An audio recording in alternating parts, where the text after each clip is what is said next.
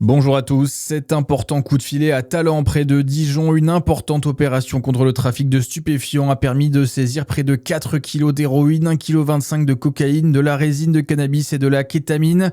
L'intervention menée le 12 août dernier a également conduit à l'interpellation de 4 personnes.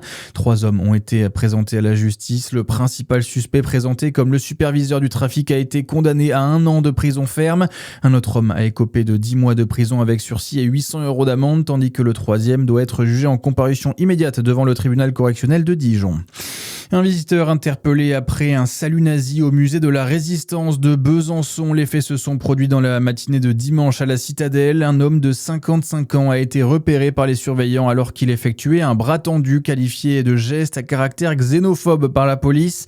Interpellé peu avant midi, il a reconnu les faits lors de son audition, les qualifiant lui-même de stupides.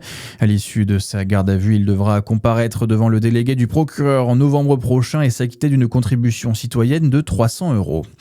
Et puis c'est aujourd'hui, la CAF de Saône-et-Loire verse l'allocation de rentrée scolaire aux familles éligibles. Plus de 32 000 enfants sont concernés dans le département pour un montant total de 14,5 millions d'euros.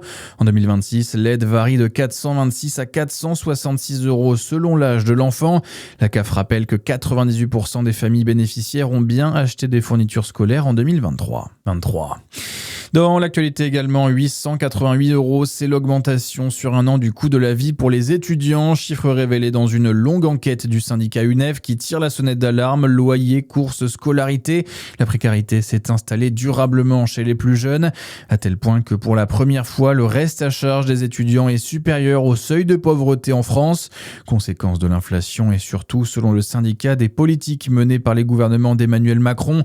Dernière inquiétude en date, la possible suppression des aides au logement pour les jeunes aux parents aisés préconisée par plusieurs rapports.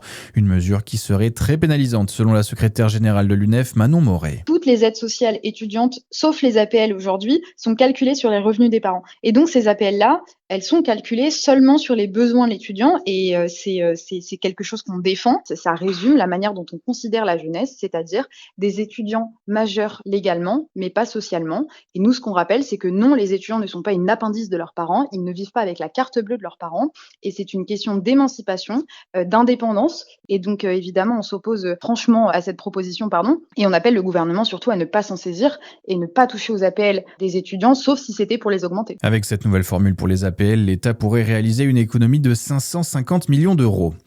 Et puis c'est le grand jour pour Sophie Adenau. L'astronaute va devenir la première femme française à effectuer une sortie dans le vide spatial, une mission qui va durer plus de 6 heures afin de remplacer une antenne de l'ISS. À suivre votre météo sur Fréquence Plus.